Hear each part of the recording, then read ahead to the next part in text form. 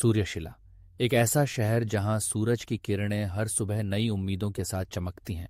वहीं पर क्लोए का घर था। क्लोए, जो तुला राशि की एक मध्यस्थ थी, हमेशा संतुलन और सामंजस्य की खोज में रहती थी। उसकी यह विशेषता उसे न केवल एक अच्छी दोस्त बनाती थी, बल्कि एक कुशल समस्या समाधानकर्ता भी।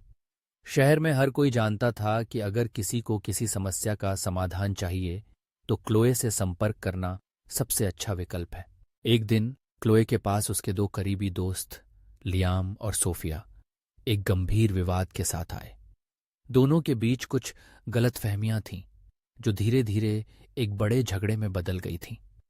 लियाम और सोफिया, जो कभी एक दूसरे के सबसे अच्छे दोस्त थे, अब एक दूसरे से बात करने से भी कतराने लगे थे। क्लोए ने देखा कि उनकी दोस्ती पर संकट आ गया है और यह उसके लिए एक चुनौती थी। उसने तय किया कि वह इस समस्या को सुलझाने में मदद करेगी। क्लोए ने पहले दोनों से अलग अलग बात की। लियाम ने कहा, सोफिया ने मुझे धोखा दिया है। उसने मेरे साथ जो किया वह बर्दाश्त नहीं किया जा सकता।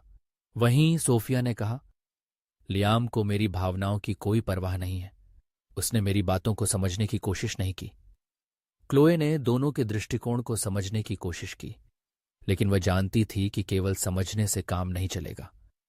उसे एक ऐसा तरीका खोजना था जिससे दोनों को एक तटस्थ स्थान पर लाया जा सके, जहां वे अपनी भावनाओं को बिना किसी डर या पूर्वाग्रह के व्यक्त कर सकें। इस बीच क्लोए ने अपनी मित्र लायरा से सलाह लेने का निर्णय लिया।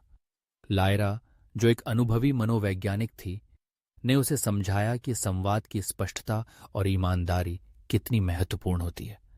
क्लोए, कभी कभी हमें अपनी भावनाओं को सही तरीके से व्यक्त करने का मौका नहीं मिलता। तुम दोनों को एक सुरक्षित स्थान पर लाओ और उन्हें अपनी बात कहने का मौका दो, उसने कहा। लायरा की सलाह ने क्लोए को एक नया दृष्टिकोण दिया।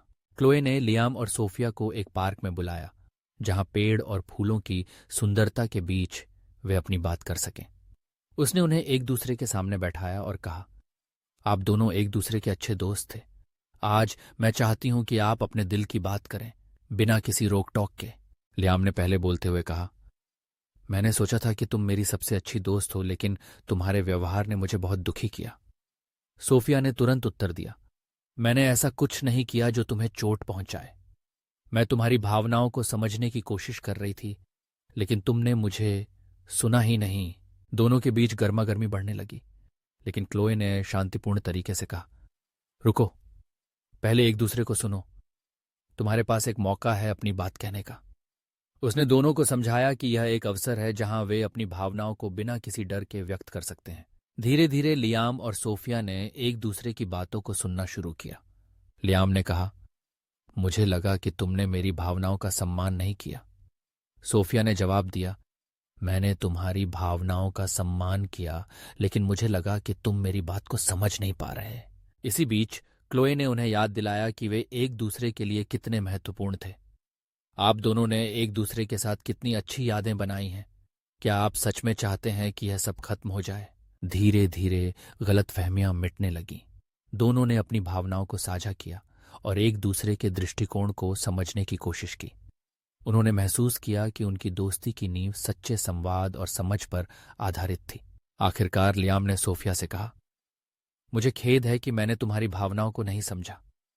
सोफिया ने भी कहा, मुझे खेद है कि मैंने तुम्हें गलत समझा। इस माफी के आदान प्रदान ने उनके बीच की दूरियों को मिटा दिया। क्लोए ने देखा कि उनकी आंखों में एक नई चमक आ गई थी। उन्होंने एक दूसरे को गले लगाया और अपनी दोस्ती को फिर से मजबूत किया। क्लोए को इस सफलता का एहसास हुआ कि सही दिशा में एक छोटी सी मदद भी कितनी बड़ी होती है। इस अनुभव ने क्लोए को न केवल अपनी दोस्ती को बहाल करने में मदद की, बल्कि उसे संतुलन की भावना भी वापस दिलाई। उसने सीखा कि संवाद की शक्ति और सच्ची समझ से किसी भी कठिनाई को पार किया जा सकता है। सूर्यशिला में जहां हर दिन एक नई शुरुआत होती है, क्लोए ने एक बार फिर यह साबित कर दिया कि सच्ची सद्भाव और ईमानदारी से संवाद की महत्वपूर्णता को समझना कितना आवश्यक है। उसने न केवल अपने दोस्तों की दोस्ती को बहाल किया, बल्कि अपने भीतर के संतुलन को भी फिर से प्राप्त किया।